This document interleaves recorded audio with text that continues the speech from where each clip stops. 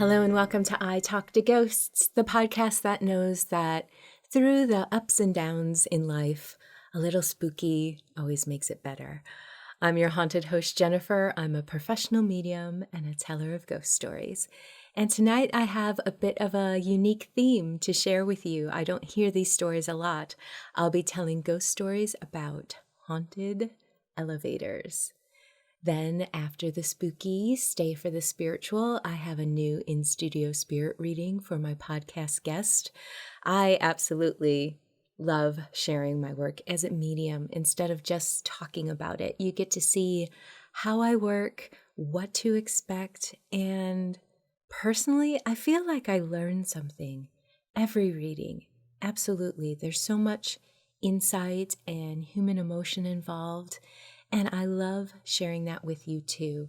And I hope that your experience seeing my work as a medium is intriguing and fascinating and adds a little bit of wonder to this life and the next. So thank you for joining me at my spirit reading this week. And also, after that, join me at my seance table for a message from the spirits. That could be specifically for you. I dedicate this time for a spirit to come close to connect with a listener of the podcast. And this week, the message could be for you. But first, let's get to those ghost stories. The doors to the haunted elevators are opening right now.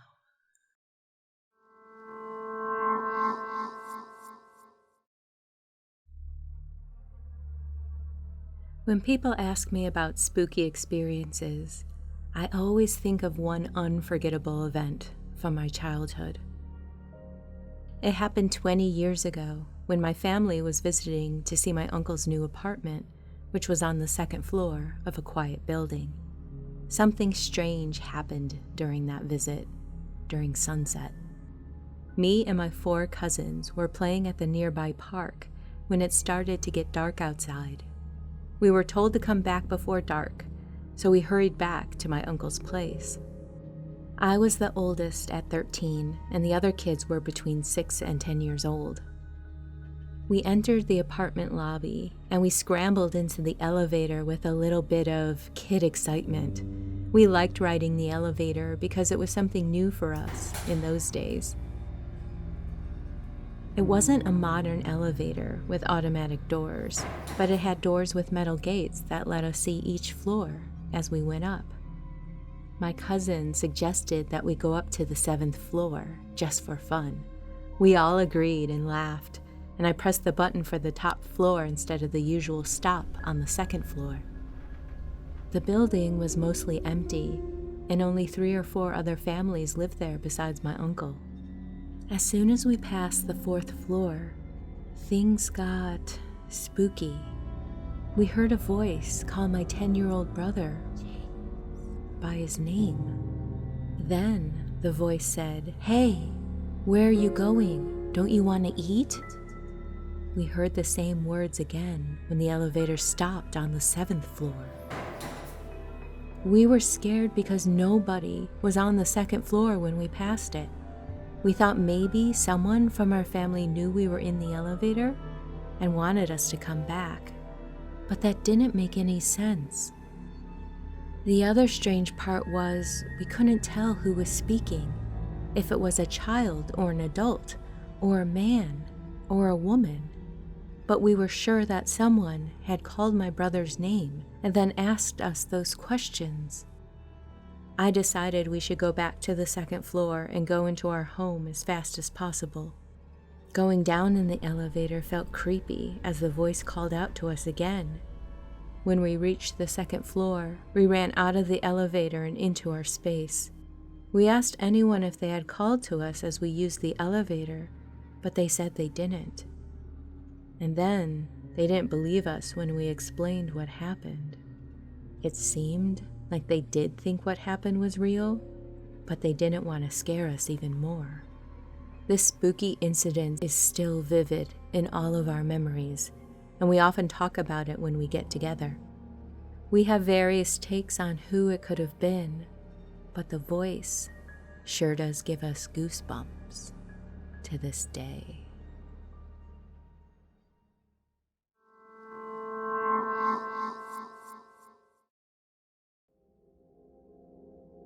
I've had a few unexplainable experiences, but this one is the first I can remember. The summer I turned 14, I spent a lot of time hanging at my cousin's house, helping her take care of her kids. One evening, her daughter wasn't feeling well. A friend and I accompanied my cousin as she took her sick daughter to the ER to be checked out.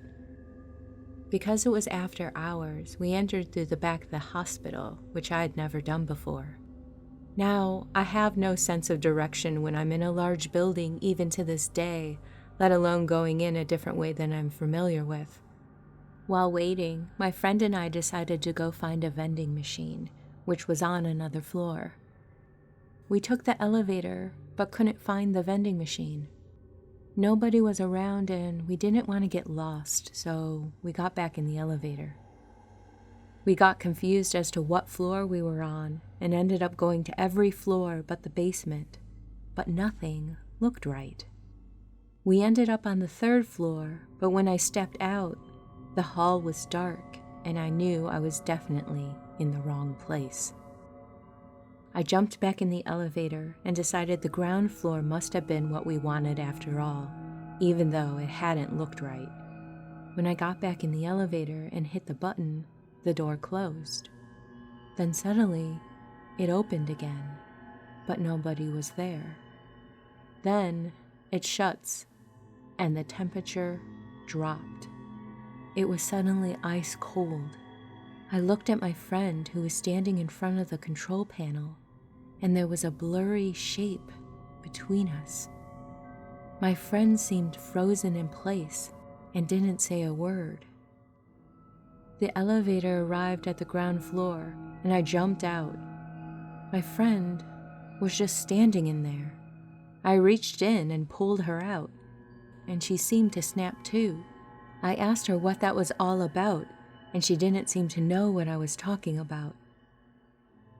So, I didn't say a word about it to anyone, because I kind of thought that maybe I was losing my mind. Fast forward a few weeks, and I'm at lunch with my cousin and her mom. We were talking about the hospital visit, but I kept the elevator ride to myself. Her mom starts talking about how she used to work the night shift at the front desk way back in the day. She says a little ghost boy used to ride the elevator down from the 3rd floor, stand at the end of the hall, and stare at her for a bit. She'd say hi and he would eventually get back in the elevator and would go back up to the 3rd floor.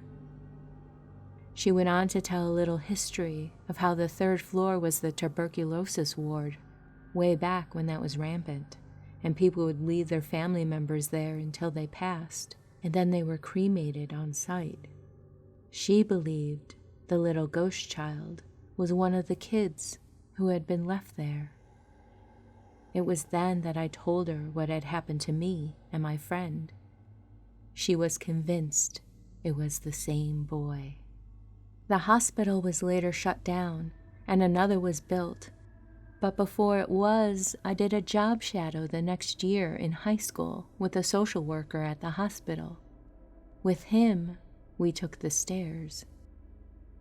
He said to never take the elevators. The doctors would tell you because the stairs were healthier, but that's not the real reason. I was very much thankful to take the stairs, but when I asked him the reason, he wouldn't say.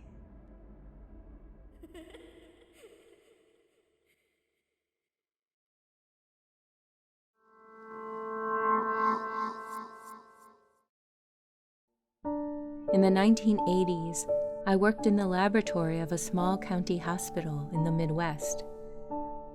I usually worked the evening shift, but at one time we rotated call to rush in for overnight emergencies. There was a utility elevator outside the rear laboratory door that led to the 3rd floor ICU and to the 2nd floor OB-ICN unit. Several times I received the call, I would grab my phlebotomy tray and rush down the hallway to that back elevator. Every time, on those occasions, it would open for me just in time for me to run into it. This was long before automatic cameras, sensors, and computers were in routine use in elevators. My sense was that I was being assisted by the ghost of the previous evening shift medical technologist who had passed away and whom I had replaced. He helped me in other ways, and while I never saw him, I always felt like he had my back, especially with that elevator.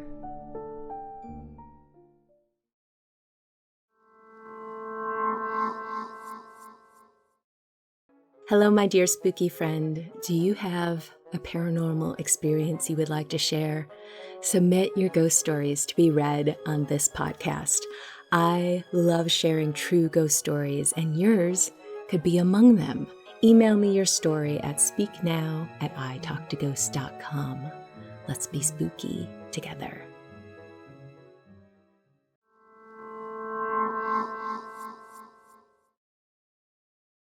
Hello and welcome back to I Talk to Ghosts. My guest this evening is Tracey. Tracey, how are you doing this evening? I'm wonderful, Jennifer. How are you?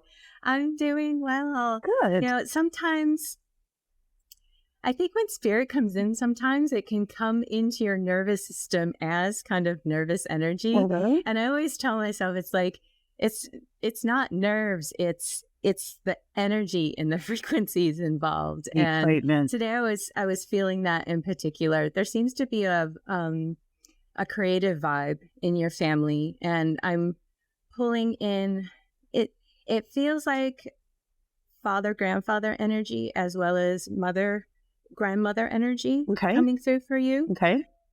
I'm getting the impression of an older house, and it smells like books, and maybe there were heavy curtains in there because it has that dusty kind of cozy book smell to it. Okay. Can you connect this? Mm-hmm. Yeah, potentially in two possible places. Okay, so even more amplified if there's more than one. Was one of these your grandparents' house? Yes. Okay, your grandfather. I just want to ask you, do you happen to have an old camera of his? We do have an old camera. But yeah, okay. But that would actually, if I'm thinking of old cameras, that would actually even be my father-in-law who's passed. He was a photographer. Okay. Sometimes people come in together and it all kind of blends in. Oh yeah. But yeah, someone was like putting their foot in and saying, the camera is mine. Yeah. With like the I'm seeing this metal like pull back to it or something. You know, the old chrome type. Yeah. Not exactly chrome, but you know, the silver metal to it. Yeah. And yeah, photography was something that was coming in. I'm feeling a lot of technical arts. Okay. I wouldn't be surprised if there was an appreciation for music. Okay. As well. Albums, like record albums. And did anyone in your family actually play a musical instrument at all? Do you know? Yeah. My dad played the drums and the guitar, and my father-in-law played the piano, and he did have a lot of albums. Okay.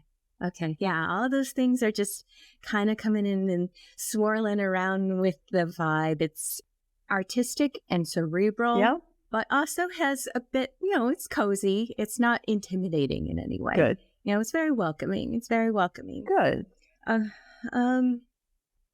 Someone in the father-grandfather mix was kind of sharing that because of their, it feels like health burdens. Yes. They had to stop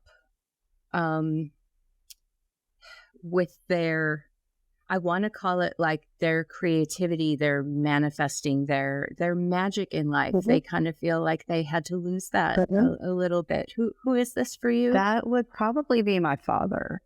Your father? Yeah. He was like a carpenter, woodworker, handyman, I guess, built furniture and stuff. And he did fall ill for quite a couple of years and was not able to do any of that anymore. Yeah. It feels like this slow progression of just, and then finally it was just like, this is so tiring. Yeah. You know, Yeah. and he has a very warm heart. Yeah. He loved creating things for people. Yes. Putting his heart into his work is what made it magical. Mm-hmm. And oh my gosh, he's pouring that into you, saying, oh my, if you're letting your heart lead you, you are so in the right spot. Okay. And when things get a little too cerebral, we start to break things down a little bit too much for ourselves. Right. And yeah, he's like, if you can shift it into your heart, let me sit with this for a second. Yeah, definitely. Because he's got a lot of energy around this. Yeah, he does. I wasn't expecting this. Have a plan, but just kind of have faith in the plan. Okay. It's not about all the logical steps being laid out. It's more about committing and just having that faith. And he feels like a very intelligent man, but he is leading with his heart. Yes, that sounds right. Also very fair and really paid attention to everyone involved. Mm-hmm. You know, making sure that everything was good for everybody. Mm-hmm. Yes, that sounds right. He's bringing in this energy of, gosh, it almost feels like throwing a parade. Just celebrating. Has there been a recent something to celebrate, or was he just really big at making a big deal about things? He loved to party. Okay. Yeah. He was the life of the party. Loved to party. Loved to have a good time. Play music, dance. Okay. So, and we tried to carry that on in his honor as much as possible. And he, at his funeral, we definitely had, all his instruments lined up and fun music. And, and I just feel like there's always stuff to celebrate. We just sold our house. My niece's granddaughter's graduating from high school right now. And, there's just a lot going on. And it's always sad when they can't be here physically to, be a part of it with us. Yeah. Yeah. There was just this wave of energy about, you got to celebrate, you got to throw a parade, you got to make a big deal about things, just because that, raising that energy is just, and sharing it together is just so important. And wow. Raising those vibes. Raising those vibes. Yeah. And he's like, you got to be careful about not focusing on the lack. We can always find lack in anything, but boy, when we can embrace what we do have and be grateful for it. I love that. I feel like there was a life lesson in there for him, maybe early on, where it's like there's a spirit in your family of not letting limitations block you. Do what you want to do, you're going to find a way. And if you focus on your limitations, well, there's your answer. But if you say, hey, I'm going to do this no matter what, it's going to be so fun, you're going to be able to do it. That's the message I needed to hear. And he was legally blind, so he could barely see. But despite that, he didn't let that hold him back. So that definitely makes sense. Yeah. Yeah. Okay. Yeah. Feel like he's quite the chatterbox. He's like, let's talk about how smart I am. But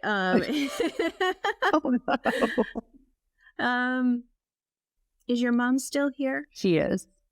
He wants to acknowledge how much she supported him. Mm-hmm. It even feels financially like he's like kind of joking that she's my sugar mama. Just in a very loving, affectionate way. Right. He's talking about how into each other they were when they first got together. Oh yeah. There's a love there. You don't want to get in between that because you'll get burned. Right. Yeah. It sounds about right. Okay. If you're feeling comfortable with it, please pass his love on to your mom. Okay, I will. Because it's still feeling white hot to me. Oh, okay. That's Yeah. okay. That's good to know. I'll definitely share that with her. I know she'd love to hear that. Okay. Yeah. Yeah. Now he's switching gears and just like, has your mom kind of gone on to further learning for herself or something, some kind of development thing? Is he saying he's proud of her about something? Oh, I mean, it could be. She's definitely lived by herself since he passed. So, and they married very young and were married for 38 years. So, Okay. I would think her having to now go on and live alone. Yeah. Of course, I think it's, been, 12 years now. Okay. So I think he's probably, proud that she's still hanging in there. Yeah, it feels like, that continuing on. And it feels like she's her own person. Yes. And he is proud of her for that, for her identity and knowing who she is and being a bit of a pillar. Yeah. A bit of a pillar for the family. Yeah. And he's just anything he can do to give her supporting energy in that. He thinks she's a very strong, capable, lovely woman. Okay. And all those things, Good. all the compliments. She will love to hear that. I know she's going to be so excited to hear all of that because, I know that's been a huge adjustment for her, but she definitely developed her own, personality, her own life, and gone on to, be your own person and make those positive changes that you need to make when you're trying to live without a loved one. Yeah. Yeah. So that makes total sense. She's going to be tickled to hear this. Was there something about the car? Did he do like the major? No, he didn't. Something about the car. Like she wasn't comfortable with it, had to adjust or something. I don't know. Does that make sense? I know he fixed all the family cars. Okay. So they never took a car to a mechanic. He would always, make any necessary repairs. And so maybe that's another adjustment she's had to make too, is now she has to, go to a mechanic. All that maintenance and stuff. Like, yeah. That's probably driving him crazy.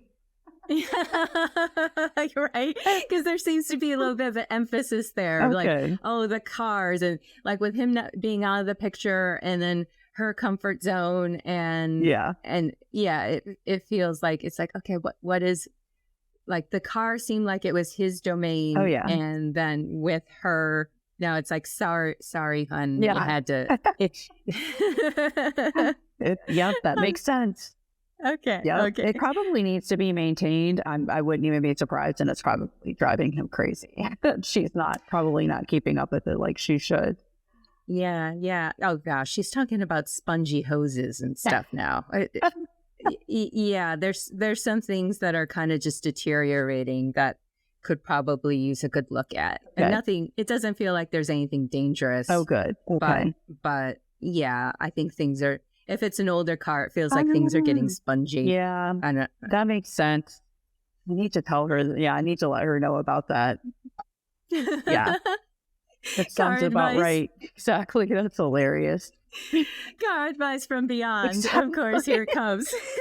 Oh my God. I think we just really maintained so much of who we were. And it just always comes through. I think we retain who we are, but we become so much more than that at the same time. Exactly. It's just always really neat to see. It is. No, that it's so neat. I just love it. There seems to be a little bit of an emphasis on Christmas and really loving it to be a white Christmas. Does that make sense? We just moved to Colorado about 4 years ago. And we have a lot of snow here. And so, we would always at home in Virginia want a white Christmas. And now here in Colorado, we have them every year. So I'm wondering if he's enjoying those. Yeah. Like it's that emphasis of really appreciating and celebrating the white Christmas. Mhm. Oh, that's lovely. Yes, and all the snow, we love all of that. So, and of course, Christmas is our favorite holiday. So that would make Oh, sense. I feel like there is some grandmother or mother grandmother energy coming in. Okay. Themes of emotion Mhm. and kind of passionate emotion. Like we've got lots of emotions going on, Mhm. and admitting to stubbornness in there too. Mm. Is that in there a little bit, or Yeah, that am I could. just interpreting it I wrong? don't know. I think that could be my mother-in-law, or it could be Yeah. maybe my dad's. I think it could definitely be my dad's mom as well, potentially. Maybe they're coming in Yeah, together with their we- emotions. Um, exactly. with one, I'm seeing it feels like some like stained glass or something. Mhm. Does that make sense to you? Yes, that would definitely be probably my mother-in-law. Okay. Was there stained glass in her house or? There was, and Okay. I also made her a stained glass window once for Christmas. Okay. Yeah. Then Yeah. yeah, that is solid. Yeah. Bringing that up then. For sure. I wonder if this is the same person. It feels like she just really has this love for the children in the family. Mhm. And she's bringing that up the most. Okay. That so much joy in seeing kids happy Okay. and the wonder that they can impart on us because everything is new to them. Verifiable. That just feels like that's really coming through. Okay.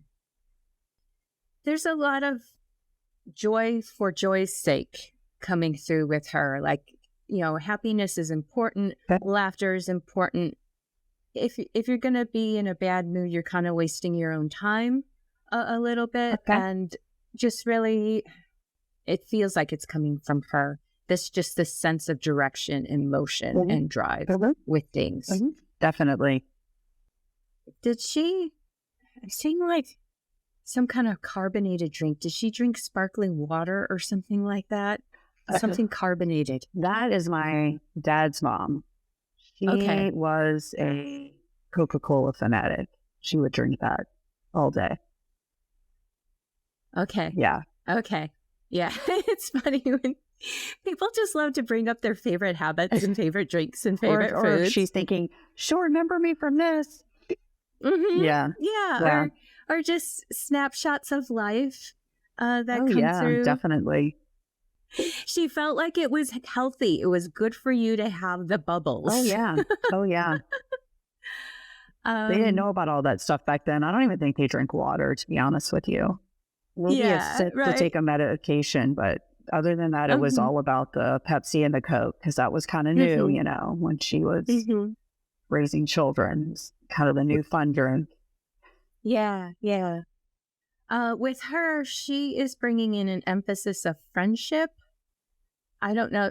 Was she close to her sisters or something? It feels like there was a lot of solid bonding with some female friends of She hers. did. She had a couple of very close friends that were like sisters to her. Okay. Yeah, that's how it feels like it's coming in. Oh my goodness. Hopefully they're all hanging out. Everyone is hanging out. Let me see. Was there a house that was damaged? Mm-hmm. Okay. Because there is just talk of losing some stuff. Okay. And a house being damaged. I think what that could be referring to is my parents worked really hard to get this property down by the river, and everybody was so excited for them, and they went in and got it all fixed up, and it was going to be kind of their weekend place. And the neighbor's house caught on fire and burnt it down, and they lost so many things. And I think the neighbor's dog died, and that was actually a very traumatic time in the family because we were just all so heartbroken for my parents and their loss. And they were so heartbroken after that they didn't even use the insurance money to have it all redone. And So I have a feeling that's what she's talking about. Yeah. Yeah. Because it feels like this loss and this heartbreak. Oh, and yeah. It's like that was the dream, and it didn't feel like a reset was possible. Like Right.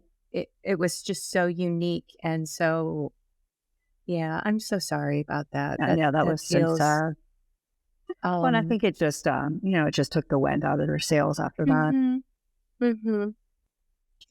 You mentioned pets. Mm-hmm.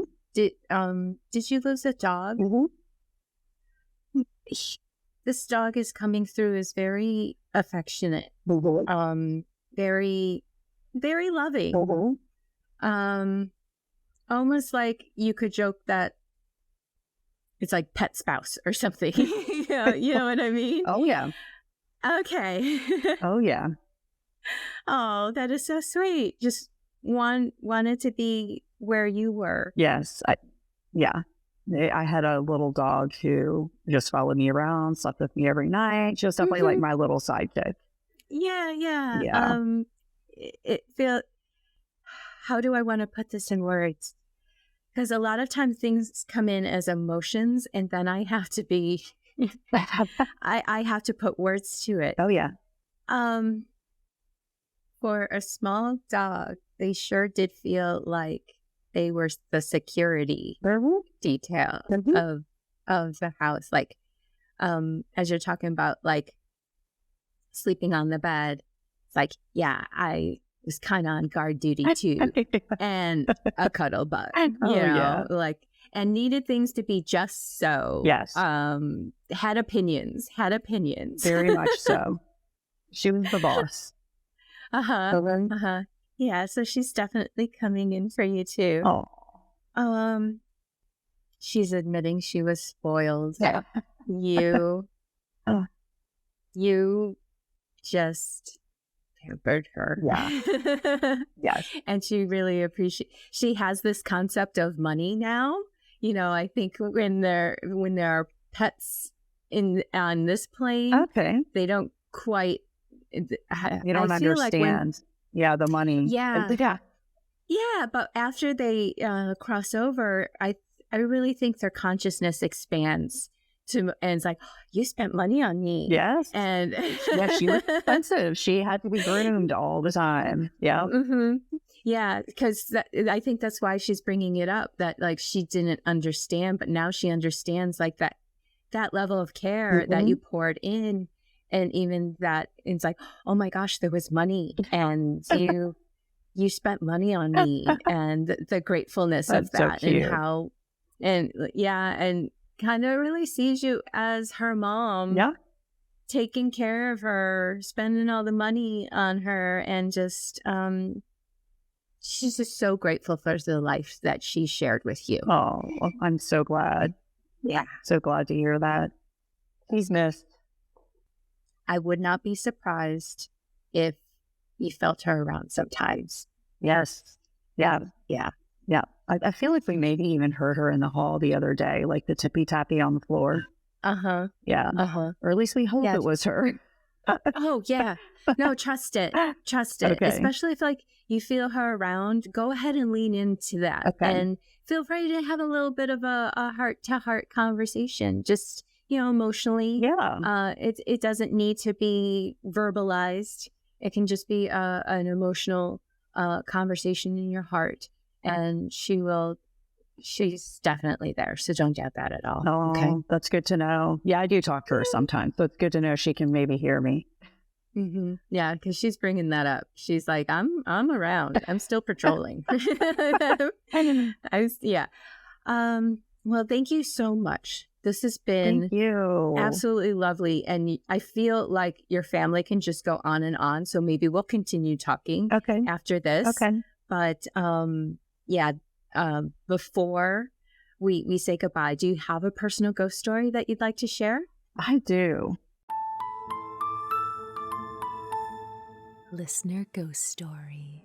It was hard picking one. I've had multiple things happening, I would say my entire life. And but I would say one of the most extreme was we were moving from one town point to another, and it was about 2 hours distance. And we wanted to rent a house before buying a house. So we were like, let's rent a house in this town before purchasing. And so we went to look at a house. It was absolutely adorable, white, with the gorgeous cottagey landscaping and porches, and an older home. I think it was the oldest home on this particular property that they ended up turning into a neighborhood. And we were so excited to pull up, and we went into the house, and I feel like I was immediately bombarded with mixed messages, because the inside of the house was very charming and bright, natural light and clean, and painted this gorgeous buttery yellow. But at the same time, I just felt this heaviness descend on me, this heaviness of fearfulness, just so very mixed messages. What I was feeling in my heart wasn't what I was seeing with my eyes. And I was further confused because the lady was like, oh, she was the owner who was getting ready to rent it out. They were moving to another town. And she said, when we bought this house, we were so excited because of the energy. It was such good energy and so bright and light. And I just remember thinking, oh my gosh, I'm just not picking up on that at all. I didn't tell her anything. And I was thinking, maybe it's you're being paranoid. And because, you're nervous about moving so far from home. So we ended up moving in, but that continued, that heaviness continued, and just feelings of fear and being watched and followed. And it just, so this is not a happy ghost story. Some of them are more happy and lighthearted, but this one is not. It all just continued, feeling like someone was in your face or in the shower with you. And I just kept telling myself, you are just going crazy, but just very uncomfortable in certain rooms, afraid to go down to the basement. Just my animals started acting strange and hiding under the bed. So eventually we started hearing footsteps and doorknobs rattling, things like that. And then at night we would hear people whispering downstairs. But we still kept saying, no, maybe it's this, maybe it's something else, maybe it's the wind, maybe it's my dad who had just passed away, maybe he's walking around or what have you. So my husband had to go out of town for work, and it was super, super hot in the house, and we had some air conditioners on either side of the house and all the doors open because we didn't have central AC. And all the lights were on, and my friends had just finished helping me unpack my closets, and they went home, and I was scared. I was like, why am I so scared to be here alone with my 2 children? But anyway, I went upstairs and I told my kids, I noticed they had a bunch of dishes sitting around in one of the rooms with AC. So I said, come on, we're not going to start this in a new house. Let's take the dishes down. And I think the crazy part about this is before I went up, I was making sure, because it was nighttime, I was making sure that all the doors were open in the house so that there would be a cross breeze with the ACs, and cutting off all the lights. And as I was walking around cutting off all the lights, I would cut off the light and run out of the room real quick because it just felt heavy, or it felt like something was in the room with me. And so went upstairs, noticed my kids' dishes, and I said, come on, let's go downstairs. We're going to take all the dishes downstairs. We're going to put them in the sink, and, we're going to get off on a good foot here. And as soon as we walked down the stairs, I noticed that every light in the house was on and every single door was closed. And you could just see all the lights coming through the doors. And that's when I realized that I wasn't mistaken. There really was something, or some things in the house, and that we weren't imagining things. And things continued to ramp up after that and got pretty crazy. So we got to the point where we all slept in the same room. And eventually we would go stay with friends, but then it would follow us there and turn on water faucets and walk around and talk. And so our friends got to the point where they told us we couldn't come over anymore. Wow. Yeah, it got pretty bad. So we ended up leaving the house, and because we couldn't stay, we had to break our lease, and we ended up moving into another house, probably a few blocks away. And it did follow us there, and it stayed there for about a week. So we were starting to think we were not going to get away from it. It would bang on the walls at night. And eventually it just completely went away. But that was the proof I needed that ghosts do exist, or spirits, or demons, something. There's something else besides us. And it really did open my eyes to maybe other dimensions or spirits or ghosts. And so started a whole new journey of exploration and study and research for me. So I do feel like in the long run, it was a good thing that happened. And it really has set my life off on a new path that I actually really appreciate. Yeah. Wow. Well, that is amazing that you can take something that seems very unsettling and a scary experience, and you can take and use it as this broadening mindset to realize all that you just said, where it's like, wow, there is more than just what we can physically see. And it was logically traumatic at first, and it did take us years to get over it. Years. But once we got over it, or once I got over it, I really felt like that's when, I actually started to turn into a positive. Yeah. It's really interesting that it followed you, but it feels like it slowly lost its hold. It slowly lost its energy. And plus, with you being in a new location, you're not going to continue to give it attention, Right. I could see it, feel it retreating back to where it belonged. But boy, it really seems like your family had that kind of energy where not only are you picking up on it and giving it attention because you're sensitive, it's also, it feels like there was something about your family where it was just drawn to you. Yeah, it was very interesting to say the least, and very scary, but and why did they have to wait for your husband to go out of town, right? It would always get worse. It would always get worse. His personality changed there too. I mean, I really truncated it, but it, to this day, I wish I knew what it was or who it was or what was going on there. I think if we had owned that house, we might have brought in people to research, but it wasn't our house. So, but oh my gosh, if I could somehow find out who or what that was or what was going on, it's just always been something of a curiosity, and I'll never forget that experience, and we don't ever want to experience it again. Right. Yeah. Right. Wow. Fantastic story. Yes. I've got the goosebumps. Thank you. Yeah. I forgot. I was so eager to get to your ghost story. I forgot that I have a couple messages for you as well. Nice. Okay. From the collective. There is an emphasis on flow. What? Just tapping into energy flow, your intuition, that inner knowing that you can have. Don't overthink. You're going to unravel things if you're thinking about it too much. Feel things. Okay. Right. Okay.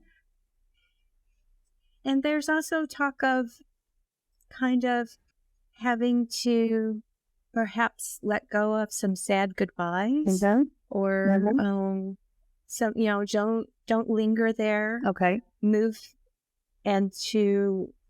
past any burdens you might have, just with inner knowing. Okay. When we feel like we're burdened or blocked, it feels like we have to dismantle that in order to get past it. But a lot of times it's just a shift of focus and putting your energy into something else. Okay. Or just transcending it, just moving past it. Okay. So I feel as if there's going to be just a lot of inner journeying and inner knowing. That experiment with that. It's like you've tried the logic and the cerebral. Why not let that take a backseat for a little while and say, it's great that you're thinking of everything, but let me drive the bus with my heart. Gosh, I need that too. That makes total sense. Okay, fantastic. Do you want to talk about your creative projects a little bit? I would love to hear about that. Sure. And share that with everyone. Sure. Thank you. I've just recently begun writing books, which has been a dream of mine my entire life. And I did do a book on national parks. It's doing very well right now. And actually writing a book on menopause right now, believe it or not. Okay. Just because I have a lot of, experience with that, unfortunately. But we're all lucky if we get to that stage, right? Absolutely. But I did write a little book. It took me, it's not a little, well, it's a little enough.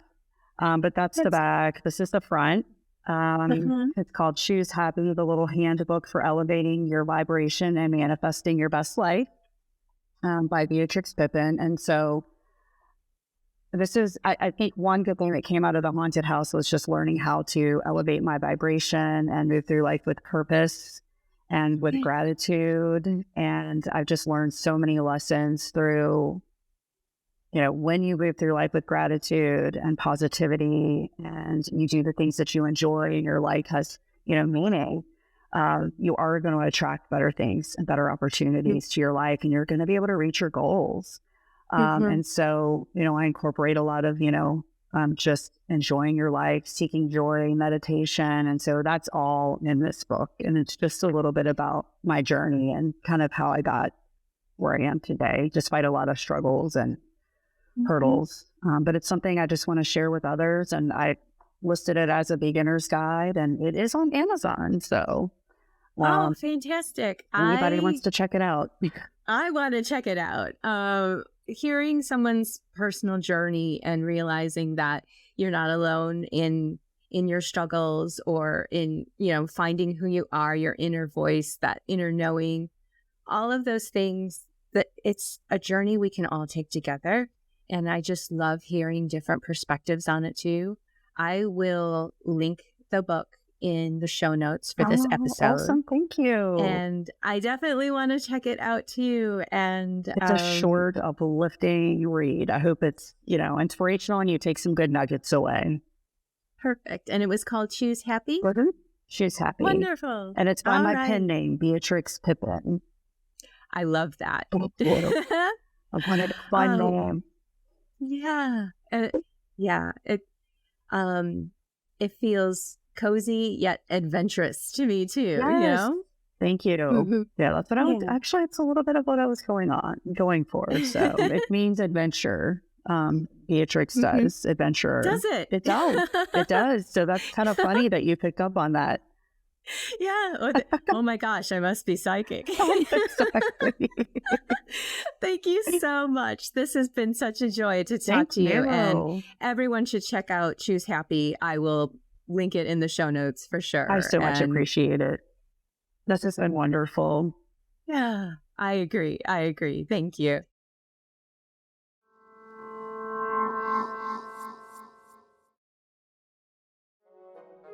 Would you like a free spirit reading with me and record your reading for the podcast? Sign up for your chance to be selected by visiting italktoghosts.com/guest.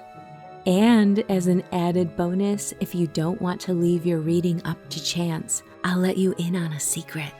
There's a discount offer to book a private session with me, so you can book a date and time for certain. Visit italktoghosts.com/guest for more details. Hello and welcome back to I Talk to Ghosts. I have a message from the spirits this evening, so thank you for joining me in my candlelight at my seance table. Tonight I will be working with the classic mugwort and mullein. I personally really love these two herbs for spirit communication, protection, and they are great for intuition and divination work. Tonight, I have with us someone's friend. She seems very vibrant, and your friendship with her made the sun come out. She was just one of those people who made all ideas and personalities thrive around her, kind of the soul glue of everyone she came in contact with, and connecting people and working together, and just also coming together for the passion of life and having fun. And boy, did she have a variety of interests too. It probably felt like there wasn't anything this woman couldn't do. She does tell me that she had really bad insomnia, and you probably knew this about her too. she could not shut her brain off. And often at night, she just could not sleep. And it was a real struggle for her in life. She wants to directly get to the point. She wants to deliver you a message. She thinks you are so creative in your own right. So don't play the comparison game and know that you have many gifts to offer people. She's also saying that she knows you are really grieving the loss of their friendship. And she is conveying that it would be helpful for you to open your heart and give to others. That this will help open the flow of your heart. She sees you working with people who either have less than you do or are going through grief or some kind of emotional hardship like you have done with the loss of your friend. However you feel this would work for you and whatever it would look like for you, just take that theme and be influenced by it a little bit. How would it feel to open your heart, to take your emotional pain and heal by helping others with theirs? I know that can be a heavy and complicated ask, but it could be on any level or in any circumstance that you feel would work for you. And your friend just wants to give you this big old hug and like mess up your hair and tell you that you're perfect and that she's still with you. She's absolutely still with you. And she just loves you very much. Very, very much. And her energy is delightful. And I hope that you can feel that too, because she's all around you. All around you. Yeah, I think I'm going to leave it at that. If this message connects for you, please reach out because I always love hearing when it does. Thank you.